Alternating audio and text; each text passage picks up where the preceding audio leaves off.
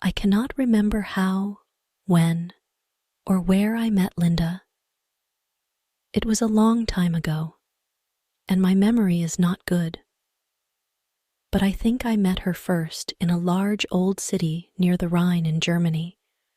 She told me that she came from an ancient family, but I never knew the family name of the woman who was my friend, my partner in my studies, and finally my wife. Why did I never discover her family name? Perhaps because she did not want me to find out, but I cannot remember. I remember one thing very well. Linda was tall and slim. Later, at the end, she became very thin.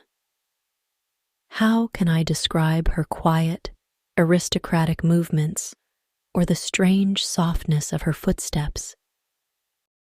If she came into my office, I only knew she was there when I heard her voice or when she put her white hand on my shoulder. She had a beautiful face, but it was not a classical kind of beauty. There was something strange about it. I have often tried to understand it. Was it her pure white skin or her thick black hair? I looked at her long, delicate nose many times. It was perfect. I looked at her sweet mouth, how soft and red it was. And when she smiled, her teeth were white. Then I looked into her eyes. They were much bigger than normal eyes. Sometimes, when she was excited, they looked like a deer's eyes. They were black with long black eyelashes and black eyebrows. But as I looked into them, I realized that they had a strange expression. I thought about it for many hours, sometimes all night. What was the expression in those eyes? I wanted to know. Many times I thought I almost had the answer, but then it was gone. Linda was very determined. She was always calm and quiet, but her determination showed in her eyes. It shone like terrible energy, and sometimes it frightened me. Linda was very clever. She was excellent at Latin and Greek, and she knew many other languages perfectly. She never made a mistake. She was also a student of science and mathematics when we were first married. I often asked her for help with my studies, and we worked together. But after she died, I was alone. Without her, I was like a child in the dark. When she first became ill, she did not come to help me as often as before. She lost weight, and her skin became pale and transparent. When I saw that she was dying, I felt desperate. Linda resisted death, using all her energy to live. She was determined. I watched in nightmare as she fought for her life. I knew she loved me, but I only understood how much she loved me now that she was dying. She held my hands and said that she was devoted to me. I cannot talk about it now, but let me say that her love for me was part of her determination to live. On the night she died, she suddenly got out of bed and cried, "Oh God, must I die? Must I lose my fight with death? No, I can't die like this. But my dear Linda died. I was so sad I could not stay in the old city by the Rhine." For a few months, I traveled around, and then I bought an old monastery in an isolated part of England. This dark, sad place expressed my feelings of loneliness. But I decorated it with beautifully colored curtains, carpets, and ornaments. I said to myself, Perhaps the bright colors will make me feel happier. Unfortunately, they did not. I began to drink too much, but I do not want to speak about that time of my life. I will only say that one day I married Lady Rebecca Carter of Tremaine. My new wife had blonde hair and blue eyes. Linda was unlike my first wife, but how could I forget her? I took Lady Rebecca back to a room high up in the tower of the monastery, where we lived for the first month of our marriage. The room was very large, with an enormous window made of glass from Venice. The ceiling was high, like a church, and in the center there was a big gold chandelier. There were sofas from the east and an Indian bed.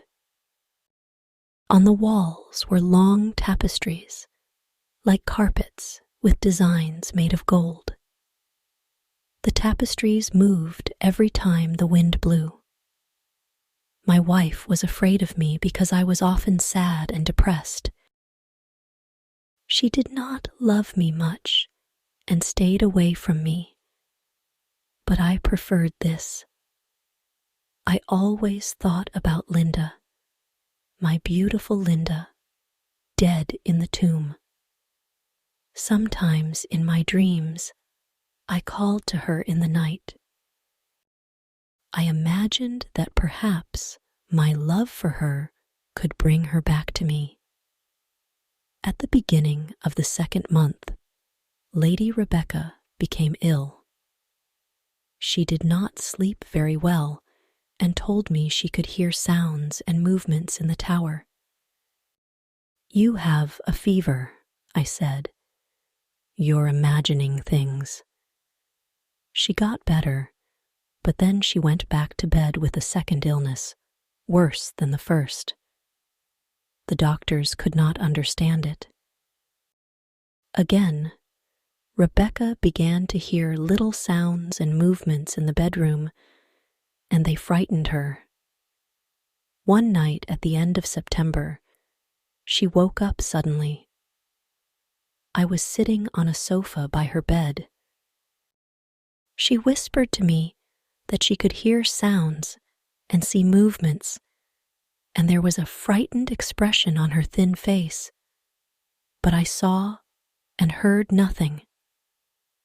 "It's the wind," I explained. You can see the tapestries moving in the wind, but her face was white with fear, and she nearly fainted. From across the room, I remembered wine on the table. As I walked under the light of the chandelier, a strange thing happened. I felt something invisible pass me, and on the carpet I saw a shadow, almost the shadow of a shadow. I decided to say nothing to Rebecca. I poured out a glass of wine and gave it to her. Then I sat on the sofa and watched her. After some moments, I heard very quiet footsteps on the carpet coming toward the bed. A second later, as Rebecca was about to drink the wine, I saw, or perhaps I dreamed, 3 or 4 large drops of a bright red liquid fall into the glass. Rebecca did not see it. She drank the wine, and I said nothing because I thought it was only my imagination. After this, Rebecca's health got much worse, and on the 3rd night she died. Her servants prepared her for the tomb, then covered her with a sheet. The next night, I sat alone with her body in the bedroom. Strange forms and shadows moved around me.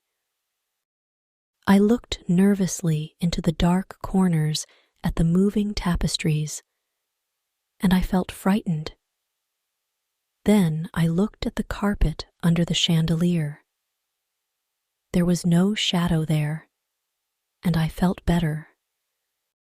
When I looked at Rebecca on the bed, Sad memories of Linda, the only woman I ever loved, came back to me.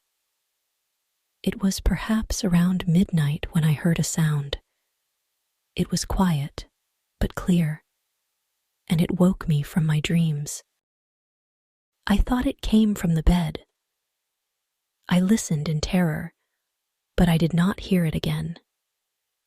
I looked carefully at Rebecca for any sign of life. She was not moving, but I continued to look at her. Minutes passed, and then I noticed a little color in Rebecca's face. My heart stopped in horror. I could not move. When I understood that Rebecca was not dead, I tried to revive her. But soon the color disappeared from her cheeks. Her face looked like marble again, and her lips were thin with the horrible expression of death. When her body was cold and rigid, I fell onto the sofa and dreamed about Linda.